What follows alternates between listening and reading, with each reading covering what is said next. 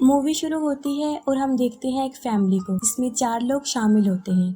आदमी कीटा, उसकी बीवी जुनसू, बेटी किजन और बेटा कीवो। वो लोग एक छोटे से बेसमेंट में रह रहे होते हैं। इन लोगों को सरवाइव करने के लिए बहुत मेहनत करनी पड़ती थी क्योंकि इनके फाइनेंशियली हालत बहुत खराब थे और अपना घर चलाने के लिए पिज्जा के बॉक्स बनाने का काम करते थे, मगर घर का खर्चा चलाने के लिए ये काम उनके लिए काफी नहीं था। फिर एक दिन कीवो का दोस्त जो उसके साथ यूनिवर्सिटी में पढ़ता था उनके घर पर आता है। वो कीवो को एक पत्थर देता है और कहता है कि मेरे दादा ने ये तुम्हारे लिए भेजा है। आमतौर पर उस पत्थर को बहुत खास समझा जाता था और उसके बारे में ये ख्याल था कि जिसके पास भी वो पत्थर होता है उसे खुशियाँ मिलती हैं और उसके हालात अच्छे हो जाते हैं। कि वो अपने दोस्त को अपनी फाइनेंशियली हालत के बारे में बताता है जो कि ठीक नहीं है। उसका दोस्त उसे कहता है कि मैं स्टडी के लिए आउट ऑफ कंट्री जा रहा हूँ। जिस लड़की को मैं ट्यूशन पढ़ाता था तुम उसे इंग्लिश पढ़ा दो। जिस पर कीवो कहता है कि मैं तो कॉलेज जाता नहीं और वो लोग मुझे काम नहीं देंगे। उसका दोस्त कहता है तुम्हारे लिए मैं सिफारिश कर दूंगा, बस अपनी बहन से एक फेक डिग्री बनवा लो। कीवो की बहन आर्टिस्टिक होती है और वो उसके लिए डिग्री बना देती है। फिर कीवो उस जगह पर चला जाता है जहाँ उसने ट्यूशन देनी होती है। वो घर काफी बड़ा और काफी खूबसूरत होता है और वो फैमिली काफी रिच होती है और फैमिली का नाम पार्क फैमिली होता है। इस फैमिली में भी 4 लोग होते हैं, हस्बैंड वाइफ और उनके 2 बच्चे, एक बेटा और एक बेटी। बेटी वो जिसका नाम दहाई होता है, जिसे ट्यूशन पढ़ाना होता है। वहाँ पर एक मेड भी होती है जो काफी अरसे से वहाँ पर काम कर रही होती है। कि वो एक डेमो क्लास देता है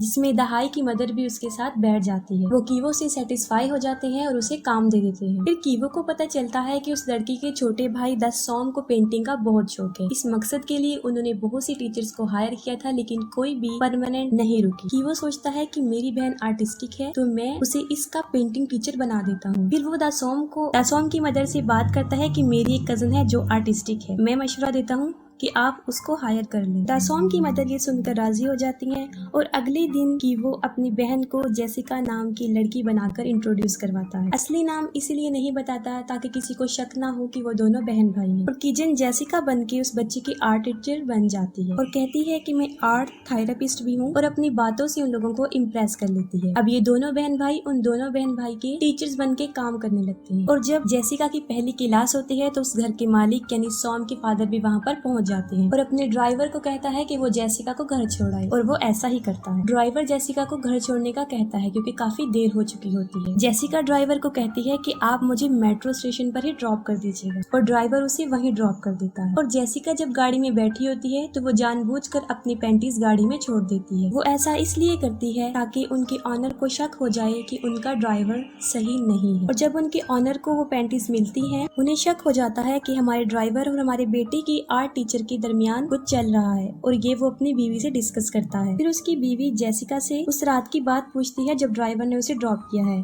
जिस पर वो कहती है कि मैं घर की बजाय मेट्रो स्टेशन पर उतर गई थी। जिस पर घर की ऑनर सेटिस्फाइड हो जाती है और वो जेसिका को जाने का कहती है और इसके बाद वो अपने ड्राइवर को नौकरी से निकाल देते हैं। जेसिका ने ये सब इसलिए किया होता है क्योंकि वो ड्राइवर की जगह पर अपने फादर को लाना चाहती है। फिर वो उन लोगों को सजेस्ट करती है कि मेरे फादर के भाई के ड्राइवर हैं जो काफी अच्छे ड्राइवर हैं, आप उन्हें रख लें। और फिर वो अपने फादर को फादर के भाई का ड्राइवर कहकर इंट्रोड्यूस करवाती है। उसके फादर को भी नौकरी मिल जाती है और वो तीनों बाप बेटी बेटा वहाँ पर नौकरी करना शुरू कर देते हैं। वो लोग बहुत अनजान बन के काम कर रहे होते हैं ताकि उनके ऑनर्स को शक ना हो कि वो दोनों बहन भाई और वो उनके फादर हैं। फिर हम देखते हैं कि कीवो जब दहाई को ट्यूशन पढ़ा रहा होता है तो वो एक दूसरे को पसंद करने लगते हैं। अब कीवो और किजन अपनी मदर को भी उस घर में काम दिलवाना चाहते हैं और इस मकसद के लिए उन्हें उस मेड को वहाँ से निकलवाना था जो कि इतना आसान नहीं था। वो एक प्लान सोचते हैं। पीच के ऊपर जो पाउडर होता है उससे किसी भी इंसान को एलर्जी हो सकती है और वो ऐसा ही करते हैं। जब वो मेड डॉग से खेल रही होती है तो वो पाउडर उस पर गिरा देते हैं जिससे उसको शदीद एलर्जी हो जाती है और वो हॉस्पिटल चली जाती है। और जब वो हॉस्पिटल होती है तो कीवो के फादर भी वहाँ पर पहुँच जाते हैं। वो एक सेल्फी बनाते हैं जिसमें वो उसे भी कैप्चर कर लेते हैं। फिर वो घर की मालकिन को शॉपिंग पर लेकर जाता है और वहाँ उसे बताता है कि मैंने घर की मेड को हॉस्पिटल में देखा था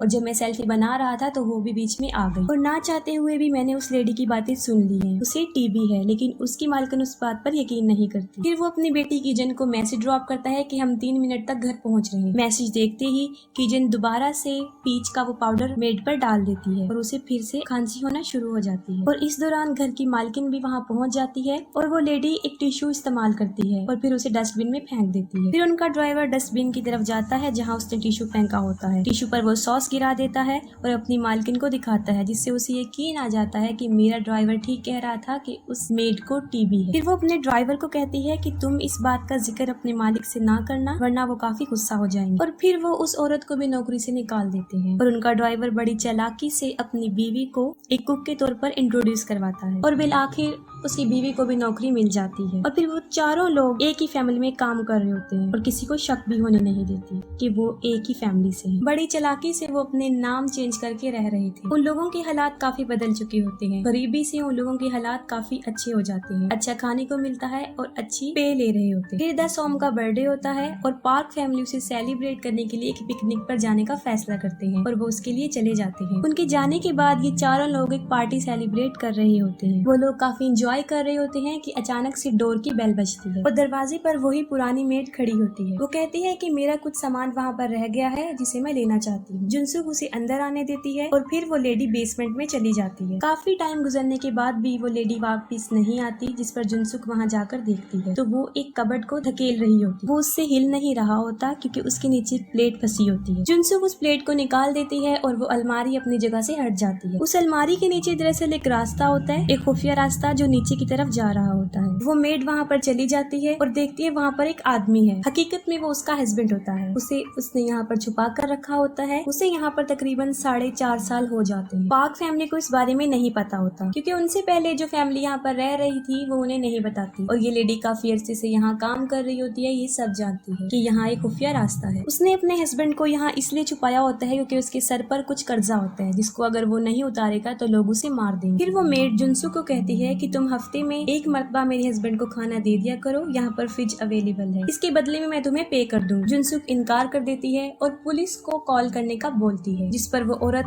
काफी मिन्नतें करती है कि वो ऐसा ना करे। और जुनसुक का हस्बैंड बेटा बेटी सीढ़ियों से ये बातें सुन रहे होते हैं। उनमें से किसी का पाँव स्लिप होता है, वो तीनों सामने आकर गिर जाते हैं। ये देखकर वो मेड वीडियो बना लेती है और कि वो कहता है पापा मेरा पाँव, और ये भी वीडियो में रिकॉर्ड हो जाता है। उसे पता चल जाता है कि ये चारों फैमिली है और उन्होंने चालाकी से यहाँ पर नौकरी हासिल की है। ये वीडियो वो घर की मालकिन को सेंड करने का कहती है, जिस पर जुनसुक उसे काफी मिन्नतें कर रही होती है कि वो ऐसा ना करे। वो औरत अपने हस्बैंड को लेकर ऊपर आ जाती है और उन चारों को कहती है कि वो हाथ ऊपर करके खड़े हो जाए। वो चारों खड़े हो जाते हैं और वो उनका भी वीडियो बना लेती है और साथ में उस टेबल की भी जिस पर वो पार्टी कर रही है। ये चारों उन दोनों हस्बैंड वाइफ पर हमला कर देते हैं और उनसे मोबाइल लेकर वीडियो को डिलीट कर देते हैं। उन लोगों की आपस में लड़ाई हो रही होती है कि अचानक से टेलीफोन की घंटी बजती है।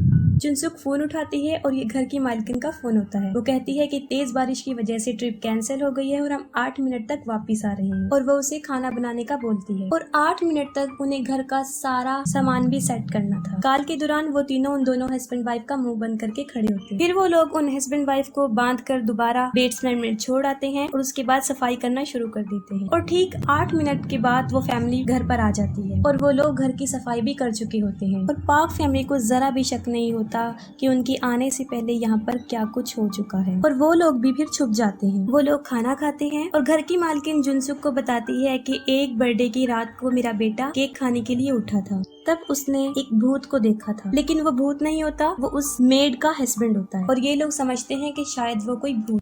बारिश हो रही होती है और उनका बेटा दासोम कहता है कि आज रात मैं बाहर सोऊंगा और वो टेंट लेकर बाहर बैठ जाता है। दासोम के मदर और फादर हॉल में ही सोते हैं ताकि सारी रात उसको देख सके। वो दोनों सोफे पर लेटकर बातें कर रहे होते हैं और सोफे के नीचे कीटक, किजन और कीवो छुपे हुए होते हैं। घर का ड्राइवर कीटक होता है और घर का मालिक अपनी वाइफ को बता रहा होता है कि उसके जिस्म में से नागवार किस्म की स्मेल आती है जिसको बर्दाश्त करना नामुमकिन है। वो सच कह रहा होता है क्योंकि जिस जगह पर वो लोग रह रहे होते हैं वो गार्बेज एरिया होता है, लोग वहाँ पर टॉयलेट करते हैं, इस वजह से इस घर के सारे लोगों की जिस्म में, कपड़ों में एक गंदी सी बू आती है और ये सब बातें वो लोग भी सुन रहे होते हैं। उन्हें बुरा लगता है क्योंकि एक बार दासोम ने ये बात कही थी कि मेरी टीचर में से स्मेल आती है और वैसे हमारे ड्राइवर और मेड में से भी आती है। फिर वो लोग अपना सॉप, अपना टॉवल चेंज करने का सोचते हैं, लेकिन ये उनकी जिस्म की स्मेल नहीं होती बल्कि उस घर की होती है जहाँ पर वो रह रहे होते हैं। और जब वो दोनों सो जाते हैं तो ये सोफे के नीचे से निकल कर अपने घर में, अपने बेसमेंट में आ जाते हैं। बहुत तेज बारिश हो रही होती है और जब वो अपने घर में पहुंचते हैं तो वो देखते हैं कि उनका सारा घर पानी से भर चुका है। घर की खिड़की खुली रहने की वजह से सारा पानी अंदर आ जाता है और अब वो जगह रहने के काबिल नहीं रहे। फिर वो एक जगह जाते हैं जहाँ बहुत से लोग सो रहे होते हैं और वो लोग भी अपनी रात वहीं गुजारते हैं। फिर किजन को घर की मालकिन की कॉल आती है। वो कहती है कि हमारे बेटे की बर्थडे है, आप उसकी टीचर हैं, आपको आना चाहिए जिससे उसे बहुत खुशी हो। और वो कीवो को भी बुला लेती है जो कि उसकी बेटी का टीचर होता है। फिर वो बाजार में शॉपिंग करने जाती है और जब वो गाड़ी में बैठी होती है तो उसके ड्राइवर में से एक अजीब किस्म की स्मेल आ रही होती है और वो अपने नाक पर हाथ रख लेती है, जिस पर उसके ड्राइवर को काफी बुरा लगता है क्योंकि वो नहीं चाहता कि लोग उनके साथ ऐसा रिएक्ट करें। उसकी मालकिन भी ऐसा करना नहीं चाहती लेकिन उसे ऐसा करना पड़ता है। फिर पार्टी चल रही होती है और कीवो और उसकी स्टूडेंट दहाई ऊपर होते हैं और कीवो उससे पूछता है तुम्हें लगता है कि हम इनमें से एक हैं? वो अपने जवाब को यस कहते हुए सर हिला देती है, लेकिन वो इनमें से एक नहीं होते और वो सोचता है कि बेसमेंट में जो लोग हैं अगर वो ऊपर आ गए तो इनका राज फाश हो जाएगा और फिर उन्हें नौकरी से भी हाथ धोना पड़ेगा। फिर वो कुछ सोचते हुए वही पत्थर जो उसके दोस्त ने दिया था उसे निकालता है। वो उस पत्थर को लेता है और बेसमेंट में चला जाता है जहाँ वो मेड और उसका हस्बैंड होते हैं। घर की मेड की एक रात पहले ही मौत हो चुकी होती है क्योंकि जब वो लोग इन्हें नीचे लेकर जा रहे होते हैं तो वो भागकर ऊपर आने की कोशिश करती है, जिस पर जुनसुक उसे टांग मारती है। वो गिर जाती है और मर जाती है। उन चारों को भी इस बारे में पता नहीं होता कि वो नीचे पहुंच जाता है और उसके हाथ में वही पत्थर होता है। किसी तरह पत्थर उसके हाथ से गिर जाता है लेकिन वो बड़ी चालाकी से चुपके से जाकर उस पत्थर को उठा लेता है। वो उन दोनों को मारने आया था ताकि उनका राज कभी भी उनके सामने ना खुले, क्योंकि वो अपनी फैमिली को बचाने के लिए कुछ भी कर सकता है। और वो आहिस्ता आहिस्ता करके आगे बढ़ता है। उस मेड का हस्बैंड जो अपने आप को खोल चुका होता है कीवो के गले में रस्सी डालकर उसे घसीटता है और उस रस्सी को एक जगह पर अटका देता है और फिर वो वही पत्थर उठाता है। वो कीवो को पत्थर से मारने लगता है लेकिन नहीं मारता। वो वहाँ से भाग जाता है लेकिन बेसमेंट से गिर जाता है और वापस आकर वो उसे काफी जख्मी कर देता है। फिर वो पार्टी वाली जगह पर पहुँच जाता है। फिर उसकी नजर पड़ती है किजन पर जो केक लेकर दासोम की तरफ जा रही होती है और वो फौरन उसे पहचान लेता है। वो उस चाकू से किजन के सीने पर वार करता है जिससे वो काफी जख्मी हो जाती है। किजन के फादर उसके जख्म को दबाते हैं ताकि खून ज्यादा ना बहे, लेकिन उसका जख्म काफी गहरा होता है। जुनसुक ये देखती है कि उसने मेरी बेटी पर हमला किया है और वो उसकी तरफ बढ़ती है और उन दोनों के दरमियान शदीद लड़ाई हो जाती है और इस लड़ाई में जुनसुक उस आदमी को मार देती है। अब घर का ऑनर अपनी चाबी लेना चाहता है जो कि उस मरे हुए आदमी के नीचे पड़ी होती है और वो चाबी जब निकाल रहे होते हैं तो उन्हें काफी स्मेल आती है और वो मुंह पर हाथ रख लेते हैं और जब उनका ड्राइवर उन्हें ऐसा करते हुए देखता है तो उसके चेहरे के तासुरात बदल जाते हैं। वो शदीद गुस्सा था। वो चाकू उठाता है और उस चाकू से मालिक पर वार करता है। कीटक ऐसा इसलिए करता है क्योंकि उनके मालिक को चाबी चाहिए थी ताकि वो अपने बेटे सॉम को हॉस्पिटल लेकर जाए क्योंकि वो बेहोश होता है और दूसरी तरफ उसकी अपनी बेटी भी मर रही होती है लेकिन उसके बारे में उन्हें कोई ख्याल नहीं आता। कीटक अपने मालिक को काफी हैरानी से देखते हैं क्योंकि जब वो पुरानी मेड के हस्बैंड के नीचे से चाबी निकाल रहे थे वो नाक पर हाथ रख लेते हैं जिससे उसे बुरा लगता है क्योंकि उसकी जिस्म में से भी सेम वैसी स्मेल आ रही होती है और वो खुद को उस आदमी के साथ रिलेट कर लेता है। अब उसे इस बात का एहसास हो जाता है कि हम जैसे लोगों को ये लोग हकारत की नजर से देखते हैं। इस तंग नजर देखने की वजह से वो उन्हें चाकू से मार देते हैं और उसके बाद वो ड्राइवर गायब हो जाता है। किजन मर जाती है और कीवो बच जाता है लेकिन उसकी मेंटल एबिलिटीज डिस्टर्ब हो जाती हैं। फिर उन माँ बेटे पर धोखे, चालबाजी और साजिश का केस चलता है लेकिन कोर्ट उन्हें कोई सजा नहीं देता, कुछ इंस्ट्रक्शन देता है और छोड़ देता है। पार्क फैमिली वो घर सेल कर देते हैं और जर्मन फैमिली उन्हें खरीद लेती है। वो लोग इस घर की हिस्ट्री के बारे में नहीं जानते थे और उसके बेसमेंट में आज भी कीटक होता है यानी वो ड्राइवर, क्योंकि वो अपने मालिक को मारने के बाद यहाँ पर आकर छुप जाता है और किसी को पता नहीं चलता और फिर वो मोर्स कोड के जरिए यानी लाइट ऑन ऑफ करके वो अपने बेटे को ये मैसेज देना चाहता है कि वो आज भी जिंदा है और यहाँ पर छुपा हुआ है। मोर्स कोड बेसिकली एक सिग्नल समझा जाता है जो दो लोगों को आपस में कम्युनिकेट करता है, जो किसी को मैसेज भेजने की फैसिलिटी रखता है। उस बल्ब के थ्रू वो सिग्नल ऐसे भेजता है, वो उसे डिफरेंट टाइम में ऑन ऑफ करता है और अपने बेटे को सिग्नल सेंड करता है। उसका बेटा कीवो जो कि दूरबीन से सिग्नल को देखता है, उसके पास एक कोड आता है जिसको वो डिकोड करके मालूम कर लेता है कि उसके फादर आज भी जिंदा हैं और उसी बेसमेंट में है और उसे इस बात का पछतावा होता है कि उन्होंने पार्क फैमिली के ऑनर को मार दिया और वो उनकी तस्वीर के सामने जाकर अपोलोजाइज करता है। फिर कीवो कहता है कि एक दिन मैं बहुत पैसे कमाऊंगा और हम वही घर खरीद लेंगे और बेसमेंट में तुम ऊपर आना और हम वहीं पर तुम्हारा इंतजार करेंगे। ऐसा हो जाता है कि वो घर खरीद लेता है और कीटक उस बेसमेंट से बिला खौफ बाहर आ जाता है, अपनी फैमिली से मिलता है, लेकिन ये सब कुछ उसकी एक सोच होती है, हकीकत में ऐसा कुछ भी नहीं होता और यहीं पर मूवी एंड हो जाती है।